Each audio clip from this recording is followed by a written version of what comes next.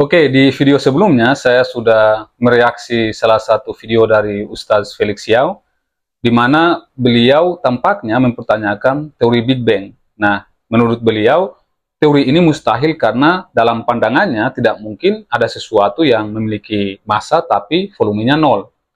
Nah, kita tahu bahwa alam semesta kita ini kan sekarang sedang mengembang secara eksponensial kan. Jadi jika kita putar balik waktu, maka alam semesta kita itu akan semakin mengecil hingga mencapai satu titik yang sangat padat dan panas sebelum akhirnya meledak dan membentuk segala sesuatu yang ada saat ini. Nah, bagi Ustadz Felix Yao, titik ekstrim ini memiliki massa tetapi volumenya nol. Berdasarkan logika klasik dan intuisi yang ia gunakan, ia menyimpulkan bahwa ini tidak mungkin terjadi karena menurutnya segala sesuatu yang memiliki massa itu pasti menempati ruang, dan segala sesuatu yang menempati ruang pasti memiliki massa. Oleh karenanya, bagi beliau tidak mungkin ada titik dengan volume nol tapi memiliki massa. Di sini saja sudah terdapat kesalahpahaman karena beliau menganggap singularitas sebagai titik bermassa tetapi tanpa volume. Padahal konsep ini sebenarnya jauh lebih kompleks dari itu. Saya sudah menjelaskan ini dengan cukup detail di video sebelumnya, tetapi ternyata masih banyak juga yang salah paham. Beberapa orang berpendapat bahwa Ustadz Felix Yao itu tidak menyangkal teori Big Bang, karena dalam videonya tidak ada pernyataan eksplisit yang menyatakan beliau menyangkal teori ini. Mereka mengatakan bahwa Ustadz Felix Yao hanya mempertanyakan teori tersebut, which is fair gitu. Namun jika kita perhatikan, beliau menggunakan kata mustahil, yang jelas menunjukkan bahwa ia sebenarnya meragukan atau bahkan menolak teori Big Bang ini. Pendekatan Ustadz Felix Yao tentu saja berbeda dengan beberapa ustadz lainnya seperti Ustadz Adi Hidayat, Dondi Tan, dan bahkan Profesor Quraish Shihab yang justru mendukung teori Big Bang dan mengklaim bahwa teori ini telah disebutkan dalam Al-Quran 1400 tahun yang lalu. Jika kalian mengetahui ustadz lain yang juga mendukung ataupun menyangkal teori Big Bang, silakan berikan pendapat kalian di kolom komentar.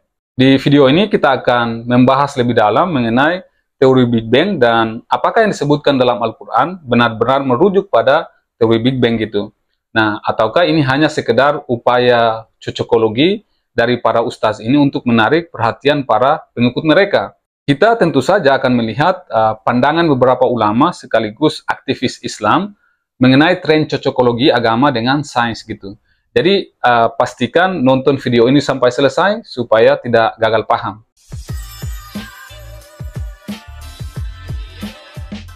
Apakah orang-orang yang ingkar kepada Allah itu nggak tahu bahwa Allah itu kuasa? Saat menciptakan langit dan bumi itu tadinya semua menyatu satu bentuk. Kemudian terjadi ledakan besar, dipisahkan, semua itu berpisah. Lalu ilmuwan meneliti, menganalisis sampai menyimpulkan, oh ternyata benar, asalnya bumi itu menyatu dalam satu bentuk yang sama, satu wujud, kemudian baru ada ledakan besar, terpecah-pecah sampai 13.700 miliar tahun baru jadi dingin, baru terbentuk bumi. Quran sudah menyampaikan itu jauh sebelum teorinya itu muncul. Big Bang teorinya dari Quran. Big Bang baru ketemuin kapan? Paling baru 50 tahun yang lalu. Iya kan? Ya, anak baru kemarin sore. Nah, di Quran udah disebutin. Pada mulanya kami jadikan langit dan bumi itu satu, kemudian kami pisahkan keduanya. Dari mana? Hei, seilmiah ini. Yuk, bisa yuk login yuk. Anda jangan tutup mata dong. Apakah karena dia katakan alam raya ini tadinya satu gumpalan, kemudian terjadi Big Bang, meledak, terpisah, ada langit dengan galaksinya, dengan ininya, ada bumi. Kalau penafsiran ini kita ambil, maka ini salah satu bukti bahwa memang kitab suci ini bersumber dari Tuhan yang Maha Mengetahui. Karena dulu masa Nabi mana ada yang tahu tentang itu, ya kan? Kalau kita telusuri, ide seperti ini sebenarnya bukan hal baru. Klaim ini sudah sering dipopulerkan oleh tokoh-tokoh seperti Ahmed Didat, Zakir Naik, dan Harun Yahya gitu. Nah, menurut saya, tanpa mengurangi rasa hormat saya kepada para ustaz-ustaz ini, saya melihat bahwa mereka ini hanya sekedar mengulang-ulang narasi ini tanpa benar-benar memahami apa itu Big Bang dalam konteks ilmiah. Yang sering mereka pahami tentang Big Bang adalah sekedar dentuman besar, lalu alam semesta tiba-tiba terbentuk. Padahal konsep ini jauh lebih kompleks. Big Bang itu bukanlah ledakan dalam arti harfiah seperti bom meledak di ruang kosong. Tetapi Big Bang itu merupakan ekspansi ruang waktu itu sendiri dari keadaan yang sangat padat dan panas. Ada banyak sekali bukti observational yang mendukung model ini, seperti pergeseran merah atau redshift galaksi, kemudian ada radiasi latar belakang kosmik atau CMB, dan rasio unsur-unsur ringan di alam semesta. Nah, kalau kita perhatikan, ada kontradiksi dalam cara mereka menggunakan sains. Mereka mengklaim bahwa Al-Quran mendukung teori Big Bang, tetapi di sisi lain, mereka menolak teori evolusi dengan alasan, oh itu hanya teori, bukan fakta. Dan ini seringkali dikatakan oleh Zakir Naik dalam video-videonya ketika dia membahas mengenai teori evolusi gitu. What Darwin said was only a theory. All the books say theory of evolution. There's no book I've come across saying fact of evolution. So this is just a theory. It is not a fact at all. I have not come across a single book which is called as the fact of evolution. This is just an assumption. Because there is no knowledge of the fact, we are taught Darwin's theory as though it's a fact. Well, tampaknya seorang dokter seperti Zakir Naik juga tidak benar-benar paham mengenai konsep teori dalam sains. Beliau sebenarnya tidak paham mengenai perbedaan antara well-established scientific theory, unproven scientific theory or model, dan non-scientific theory. Saya mungkin akan bahas lebih detail ya mengenai ini di video lainnya, kalau kalian tertarik gitu. Tapi intinya gini, dalam sains istilah teori bukan sekedar dugaan atau asumsi gitu, melainkan penjelasan sistematis yang telah didukung oleh basis empiris, entah prediksinya sudah terbukti atau belum. Namun sejauh yang diketahui konsisten dengan teori yang sudah teruji sebelumnya. Baik Big Bang maupun evolusi sama-sama teori ilmiah dengan banyak dukungan bukti yang sangat kuat gitu. Ingat bahwa teori ilmiah tidak mesti harus sudah teruji prediksinya. Teori ada dulu, baru dibuktikan. Selama teori memenuhi kaidah ilmiah, meskipun prediksinya itu belum terbukti, tetap dapat disebut teori ilmiah gitu. Tapi anehnya, ada yang menerima teori Big Bang, namun menolak teori evolusi dengan alasan, itu cuma teori. Mereka memilih-milih teori mana yang mau diakui berdasarkan kecocokannya dengan kitab suci mereka gitu, bukan berdasarkan bukti ilmiah. Well, ini sebenarnya bukan cara berpikir yang ilmiah sih, melainkan cherry picking, yaitu hanya mengambil bagian-bagian yang mendukung keyakinan mereka dan mengabaikan bagian yang tidak sesuai. Sains itu dinamis, selalu berkembang seiring dengan penemuan baru gitu. Big Bang bukanlah kebenaran absolut, tetapi saat ini Big Bang merupakan model terbaik yang menjelaskan asal-usul alam semesta kita berdasarkan bukti yang tersedia. Jika suatu saat ada teori yang lebih baik dengan bukti yang lebih kuat, maka sains akan beradaptasi dan memperbaharui pemahamannya.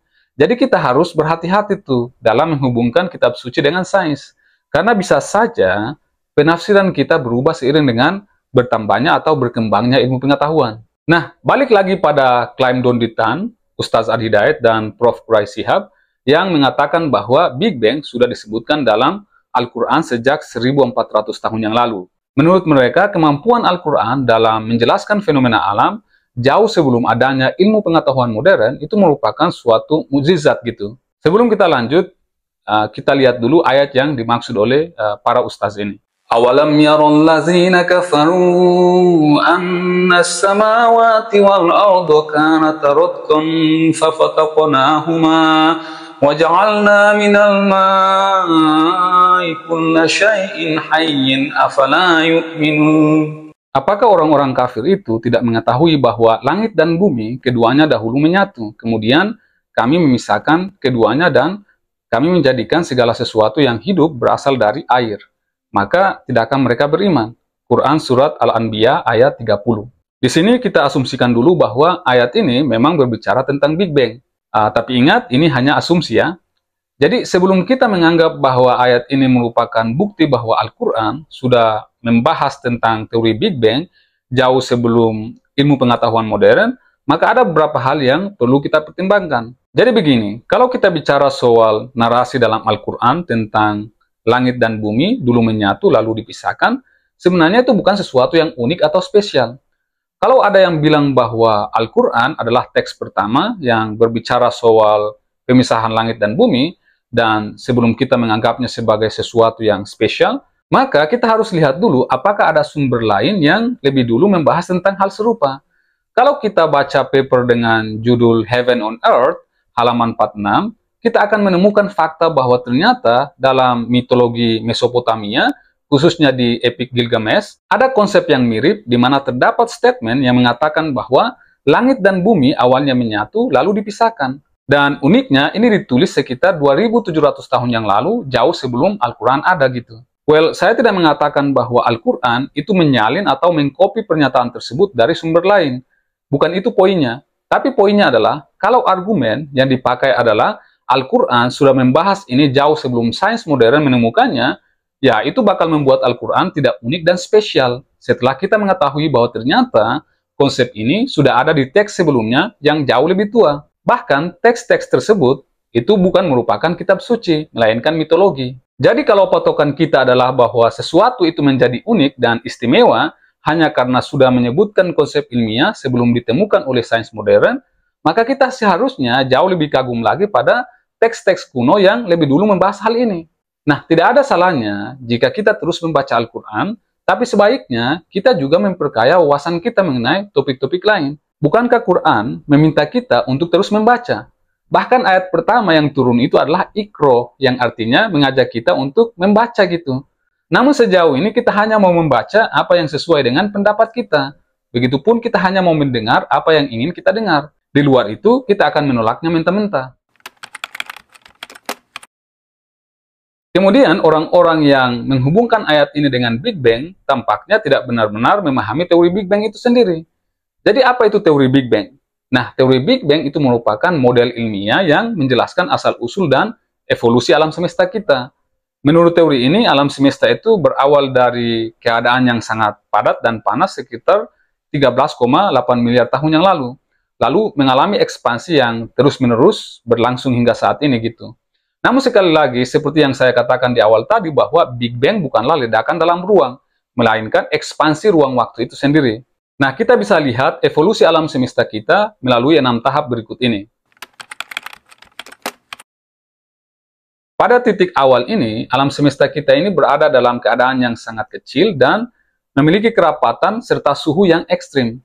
Hukum-hukum fisika seperti yang kita kenal saat ini tidak dapat sepenuhnya menjelaskan kondisi pada momen ini karena teori relativitas umum Einstein dan mekanika kuantum belum dapat digabungkan secara sempurna dalam skala singularitas. Lalu pertanyaannya adalah, apakah bumi sudah ada pada tahap ini? Belum. Bahkan konsep ruang dan waktu seperti yang kita kenal sekarang belum terbentuk. Bumi, planet, dan bahkan partikel-partikel dasar itu pun belum ada. Semenjak teori Big Bang dibangun dalam kerangka relativitas umum dan fisika inti klasik yang tidak dapat diterapkan dalam skala Planck, maka teori Big Bang ini hanya mampu menjelaskan alam semesta pada skala setelah era Planck, yakni 10⁻⁻43 detik. Nah, semua fisikawan dan astronom itu mengakui bahwa teori Big Bang tidak dapat diandalkan untuk menjelaskan awal mula alam semesta pada masa sebelum era Planck gitu. Makanya diperlukan teori lain untuk menjelaskan eksistensi alam semesta pada masa ini. Dan sampai saat ini, teori-teori kandidat yang diajukan oleh fisikawan belum ada yang terverifikasi. Makanya kalau Ustadz Felix Xiao dan kita semua bertanya apa yang terjadi sebelum Big Bang, maka fisikawan dengan penuh kerendahan hati akan menjawab mereka tidak tahu. Alih-alih memasukkan unsur-unsur supranatural sebagai jawaban seperti yang dilakukan oleh Ustadz Felix Xiao. Sekitar 10⁻⁻36 detik setelah Big Bang, alam semesta kita itu mengalami ekspansi luar biasa dalam periode yang disebut inflasi kosmik atau cosmic inflation. Dalam waktu yang sangat singkat ini, alam semesta kita itu mengembang secara eksponensial, yang menjelaskan mengapa alam semesta kita itu tampak seragam dan sangat datar dalam skala yang sangat besar. Lalu apakah bumi sudah ada pada tahap ini? Belum. Alam semesta itu masih terdiri dari energi, tanpa partikel dasar atau struktur apapun. Sekitar 10⁻⁻11 detik setelah Big Bang, suhu alam semesta itu mulai menurun hingga memungkinkan terbentuknya partikel-partikel dasar seperti quark dan lepton. Partikel-partikel ini kemudian bergabung membentuk proton dan neutron yang menjadi blok penyusun atom. Nah, apakah bumi sudah ada pada tahap ini? Belum. Bahkan atom hidrogen dan helium sebagai elemen pertama di alam semesta belum terbentuk sepenuhnya. 3 menit setelah Big Bang, suhu alam semesta itu cukup rendah untuk memungkinkan proton dan neutron bergabung membentuk inti helium dan sejumlah kecil litium. Namun, unsur-unsur yang lebih berat seperti magnesium, karbon, nitrogen, oksigen, silikon, dan besi itu belum dapat terbentuk karena reaksi nuklir pada tahap ini itu tidak berlangsung cukup lama gitu. Lalu, apakah bumi sudah ada pada tahap ini? Belum, bahkan elemen-elemen yang membentuk planet seperti karbon dan oksigen itu belum tercipta. Sekitar 380.000 tahun setelah Big Bang, suhu alam semesta kita itu turun sehingga memungkinkan elektron bergabung dengan inti atom, membentuk atom hidrogen dan helium netral. Cahaya yang sebelumnya tersebar oleh elektron-elektron bebas akhirnya dapat bergerak bebas sehingga dapat diamati ke masa depan, menghasilkan radiasi latar belakang gelombang mikrokosmik atau CMB yang masih dapat kita amati hingga saat ini. Lalu sekali lagi pertanyaan yang muncul adalah apakah bumi sudah ada pada tahap ini? Masih belum. Alam semesta itu masih terdiri dari gas hidrogen dan helium tanpa adanya struktur besar seperti galaksi dan bintang. Nah, beberapa ratus tahun setelah Big Bang, gravitasi itu mulai menarik gas-gas hidrogen dan helium, membentuk bintang-bintang generasi pertama. Proses fusi nuklir dalam bintang menghasilkan unsur-unsur berat yang kemudian tersebar ke alam semesta melalui ledakan supernova di akhir riwayat bintang-bintang tersebut. Unsur-unsur ini menjadi bahan dasar pembentukan generasi bintang berikutnya serta planet-planet gitu. Lalu apakah bumi sudah ada pada tahap ini? Masih belum. Namun jangan khawatir karena bahan-bahan pembentuk bumi mulai terbentuk dalam inti bintang-bintang generasi pertama. Nah, sekitar 4,6 miliar tahun yang lalu, sebuah awan gas dan debu yang telah dicemari oleh unsur-unsur berat yang saya sebutkan tadi, mulai runtuh akibat gaya gravitasi, membentuk matahari dan cakram protoplanet di sekitarnya. Dari cakram inilah, bumi dan planet-planet lain akhirnya mulai terbentuk melalui proses akresi. Tetapi bumi kita sebenarnya masih dalam kondisi yang sangat panas dan belum layak huni gitu.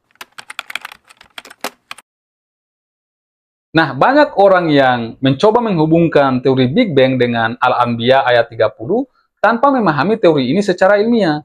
Salah satu kesalahpahaman yang umum adalah anggapan bahwa Big Bang itu menggambarkan pemisahan antara langit dan bumi. Padahal dalam model ilmiah, konsep bumi bahkan belum ada pada tahap awal alam semesta. Planet bumi kita itu baru terbentuk sekitar 4,6 miliar tahun yang lalu setelah melalui serangkaian proses kompleks yang melibatkan pembentukan bintang dan sintesis unsur-unsur berat, sedangkan alam semesta yang kita ketahui ini telah ada sejak 13,8 miliar tahun yang lalu, 3 kali lebih tua daripada umur bumi gitu. Jadi, alih-alih mengatakan bahwa langit dan bumi dulunya menyatu lalu dipisahkan, harusnya teori Big Bang jauh lebih tepat dikiaskan sebagai bumi itu hanyalah butiran debu yang terbentuk dari langit atau angkasa yang maha luas gitu. Nah, sekarang coba kita tinjau bagaimana tafsiran ulama mengenai ayat di atas. Kalau kita merujuk pada tafsiran ulama klasik, mereka tidak pernah menafsirkan ayat ini sebagai peristiwa kosmologis dalam pengertian modern, seperti yang dijelaskan oleh Prof. Quraisyah berikut ini. Tidakkah orang-orang kafir itu memperhatikan bahwa langit dan bumi tadinya satu gumpalan, baru kami pisahkan? Ada lagi keistimewaan Al-Quran yang lain. Anda bisa memahaminya, orang lain pun dalam ayat yang sama bisa mempunyai pemahaman yang berbeda dengan Anda. Dua-duanya bisa benar. Boleh jadi kebenarannya di sini sekian persen, di sana sekian persen, kita gabung. Karena itu penafsiran bisa berbeda-beda. Kita sulit memastikan inikah atau tidak. Saya sering memberi contoh, tidak ada yang dapat memastikan makna satu kalimat kecuali pengucap. Kalau saya berkata, saya belum makan, apa maknanya? Lapar. Lapar. Bisa tidak diartikan masih kenyang? Bisa tidak diartikan jangan habiskan makanan itu? Yang tahu persis saya. Karena itu kita tidak boleh, kalau sudah memenuhi ketentuan-ketentuan, kita tidak boleh lantas berkata, oh ini penafsirannya salah. Dulu orang-orang menafsirkan ayat yang kita bahas ini, bahwa tadinya satu gumpalan menyatu terus kami belah, Dia katakan, langit tertutup kita lihat, tapi begitu hujan turun, terbelah itu langit, turun hujannya. Sesuai dengan akal pemikiran mereka ketika itu. Tanah tertutup, ada benih masuk dalam tanah, tumbuh terbelah. Ini penafsiran. Nah, penafsiran modern lain, dia katakan alam raya ini tadinya satu gumpalan, kemudian terjadi Big Bang, meledak, terpisah. Ada langit dengan galaksinya, dengan ininya, ada bumi. Kalau penafsiran ini kita ambil, maka ini salah satu bukti bahwa memang kitab suci ini bersumber dari Tuhan yang Maha Mengetahui. Karena dulu masa Nabi, mana ada yang tahu tentang itu, ya kan? Jadi seperti yang dikatakan oleh Profesor Quraish Shihab, tafsir tradisional ayat ini sering dikaitkan dengan hujan yang turun dari langit atau proses tumbuhnya benih dari tanah yang awalnya tertutup. Namun, setelah sains menemukan model Big Bang, tafsiran terhadap ayat ini pun berubah agar tampak sesuai dengan penemuan modern. Pertanyaannya sekarang adalah, apakah wajar kita mengubah tafsiran kita hanya agar cocok dengan penemuan dalam sains? Apa yang akan terjadi jika di masa depan nanti ada teori yang lebih lengkap yang dapat menjelaskan fenomena awal mula alam semesta jauh lebih baik daripada Big Bang? Apakah kita juga harus mengubah tafsiran kita lagi? Jika kita mengklaim bahwa Al-Quran itu sesuai dengan sains hanya karena tafsiran kita cocok dengan teori saat ini, maka mau tidak mau kita harus siap mengubah tafsiran setiap kali sains berkembang. Ini tentu saja bisa merusak nilai universal dari kitab suci itu sendiri. Yang lebih menarik lagi, bahwa di sini dikatakan kami jadikan air adalah, bisa ada dua penafsirannya, adalah kebutuhan semua yang hidup, atau kami jadikan semua yang hidup itu bersumber dari air. Ini juga sekarang kita lihat, katanya di mana, di planet-planet yang tidak bisa ada kehidupan di sana kalau tidak ada airnya, ya tak? Bagian lain dari ayat tersebut itu mengatakan bahwa segala sesuatu yang hidup itu berasal dari air. Beberapa orang menganggap ini sebagai bukti bahwa Al-Quran telah berbicara tentang asal-usul kehidupan sebelum ilmu pengetahuan modern. Namun konsep ini juga bukan sesuatu yang unik atau spesial gitu. Mungkin kalian pernah membaca mengenai salah satu filosof Yunani kuno yang namanya itu Thales dari Miletus yang hidup sekitar 2500 tahun sebelum Nabi Muhammad. Jadi sebelum Nabi Muhammad ada, Thales dari Miletus itu sudah menyatakan bahwa air adalah elemen dasar dari semua kehidupan. Jadi, jika kita mengklaim bahwa Al-Quran adalah teks pertama yang menyebutkan tentang konsep ini, maka klaim tersebut tidak menjadikan Al-Quran kitab yang spesial karena jauh sebelum itu, ada orang yang bahkan bukan seorang nabi telah berbicara tentang keutamaan air dalam kehidupan. Jadi begini, sebenarnya salah satu masalah utama dengan klaim bahwa Al-Quran telah lebih dulu membahas teori ilmiah modern adalah pola pikir cocokologi. Banyak orang yang menunggu ilmuwan melakukan penelitian, menghabiskan waktu, tenaga, dan biaya, lalu setelah ada penemuan baru, mereka mencari ayat-ayat yang bisa dicocokkan dengan hasil penelitian tersebut. Jika cocok, mereka akan teriak, ini nih sudah disebutkan dalam Al-Quran sejak 1400 tahun yang lalu. Tapi coba bayangkan gini, jika benar ada ilmuwan yang menemukan teori ilmiah murni berdasarkan referensi yang mereka peroleh dari Al-Quran, maka itu akan menjadi revolusi besar-besaran dalam dunia ilmu pengetahuan. Dunia akan heboh dan mungkin lebih banyak orang akan berbondong-bondong masuk Islam karena bukti ilmiah yang sangat jelas. Tapi kenyataannya, ini tidak pernah terjadi. Semua penemuan besar dalam sains modern ditemukan melalui metode ilmiah yang tidak didasari secara langsung oleh ayat dalam kitab suci manapun.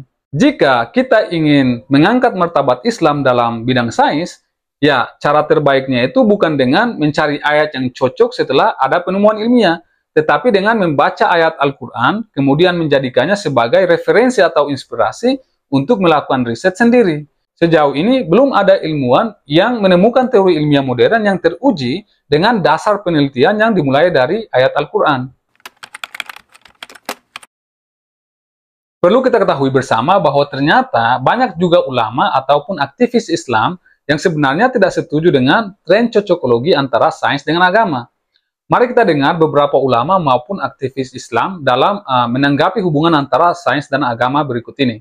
we shouldn't be so obsessed in trying to find scientific phenomenon in the Quran. Yes, there may be some that are there, but that over-obsession, because we feel science is the supreme way of thinking in life today, and therefore the Quran will be legitimate if we find more and more scientific phenomenon in the Quran. That's a weak way of thinking. It's actually already acknowledging somehow that the word of Allah has to conform to the standards of modern science. And until it does, it's not really that powerful, or it's not as convincing. It's a problematic way of thinking for a number of reasons. Science changes. Science is changing from one century to the next. And so if we peg the Quran, which is timeless, to science to show that the Quran is a miracle, and then science moves on, then we leave the Quran behind too, because then you just tied it to a theory that is no longer applicable. You understand? So I think we should be more reserved and conservative with this, because quite frankly, of all the different kinds of sciences that are out there, you could argue, make a strong argument that physics and especially astronomy is the most volatile in terms of change. I mean, paradigm shifts. We know not only the Newtonian to Einsteinian shift, but all kinds of theories have been elaborated upon in the last 100 years in science and astronomy. I mean, string theory, oscillating universe, eternal universes. I mean, you could see from the writings of some of the most prominent scientists that we have, like Roger Penrose, for example, and in 10 or 20 years, he changes his mind on very foundational issues when it comes to cosmology. Therefore, to pin,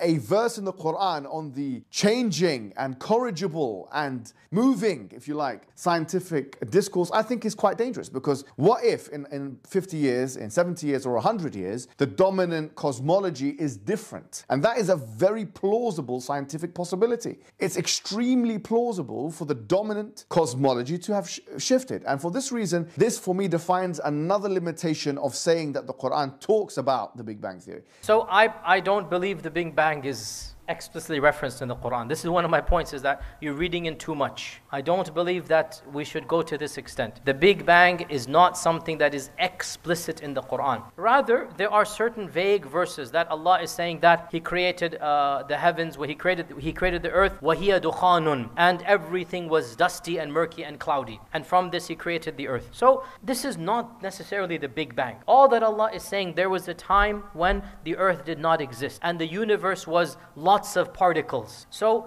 some interpretations of the Big Bang would take this into account. But again, the Quran does not predict E equals mc squared. It doesn't predict Einstein's theory of relativity. It doesn't predict general theory. These things, if we start telling them, wallahi, we look very foolish in the eyes of non-Muslims. And it will literally look as if we're grabbing at straws to swim. We don't need to prove the Quran by talking about the Big Bang Theory. Allah did not reveal the Quran so that we know E equals mc squared, or that we know the general theory of relativity. He didn't reveal the Quran for that. He revealed the Quran to be a guide for us, to be a spiritual guide, to tell us how to live our lives. And in the process, there are some verses that clearly indicate that the origin of the Quran is divine, and that Allah is saying things that nobody would have known. So I am sorry to disappoint you. You're asking me, it is my opinion the Quran does not explicitly predict the Big Bang Theory. There are certain vague verses that might possibly fit in, but nothing is explicit in this regard, and Allah knows best.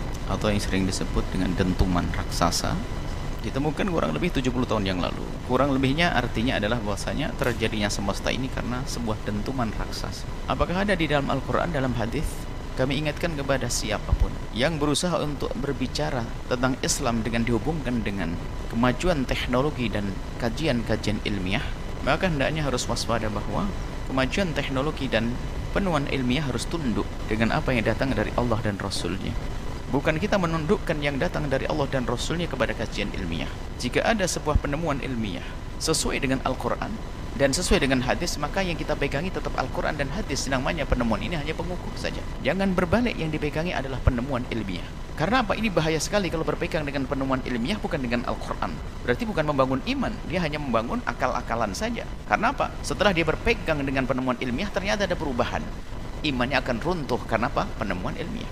Jadi kalau kita merujuk pada pandangan beberapa ulama serta aktivis Islam di video tadi, maka kita telah melihat bahwa menghubungkan Al-Quran dengan sains itu bukan malah membuat Al-Quran menjadi kitab yang istimewa, tapi justru malah merendahkan nilai-nilai universal serta kesucian dari kitab suci Al-Quran itu sendiri. Karena sains itu terus berubah, sementara Al-Quran tetap menjadi pedoman bagi umat manusia yang harusnya diyakini oleh pemeluknya mengandung puncak kebenaran absolut. Jadi, apakah teori Big Bang sudah disebutkan dalam Al-Quran? Jawabannya tidak. Meskipun secara eksplisit, Al-Quran sebenarnya juga tidak berkontradiksi secara langsung dengan teori Big Bang. Maka dari itu, dua ulama itu bisa memiliki dua pendapat atau pandangan yang berbeda-beda mengenai sebuah teori, misalnya Big Bang. Nah, klaim ini sebenarnya hanyalah hasil dari tafsiran yang diubah-ubah agar terlihat sesuai dengan penemuan sains modern. Selain itu, konsep yang diklaim sebagai bukti sains dalam Al-Quran bukanlah sesuatu yang unik atau spesial, karena sudah ada dalam pemikiran Yunani kuno dan mitologi sebelum Islam. Al-Quran itu bukan merupakan kitab suci yang luar biasa karena kecocokannya dengan sains, melainkan Al-Quran itu menjadi kitab suci yang luar biasa karena ajaran moral dan spiritualnya. Jika kita terus memaksakan ayat-ayat suci dalam Al-Quran agar terlihat cocok dengan teori ilmiah, maka kita hanya akan menjadi bahan tertawaan di kalangan para ilmuwan. Sebaliknya, jika kita ingin Islam dikenal sebagai agama yang maju dalam sains, maka umat muslim seharusnya lebih banyak melakukan riset dan inovasi ilmiah, bukan sekedar mencari-cari ayat yang bisa dicocokkan dengan temuan dan jeripaya orang lain dan kemudian kita berbangga diri dengan itu. Sebagai penutup, saya hanya ingin mengatakan bahwa tempatkan sesuatu pada tempatnya. Keyakinan dan sains punya perannya masing-masing.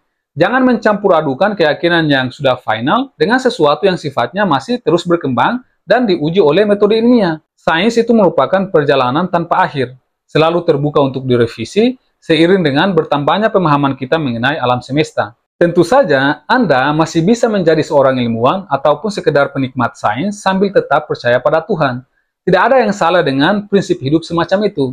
Karena sejatinya, semakin dalam kita memahami alam semesta, semakin kita menyadari betapa luasnya misteri yang belum terungkap. Seperti dark matter and dark energy, yang mana merupakan dua hal yang diduga membentuk 96% dari alam semesta kita. Tapi hingga kini masih menjadi teka-teki besar bagi dunia sains. Faktanya, kita baru memahami dengan baik sekitar 4% dari seluruh jagat raya ini.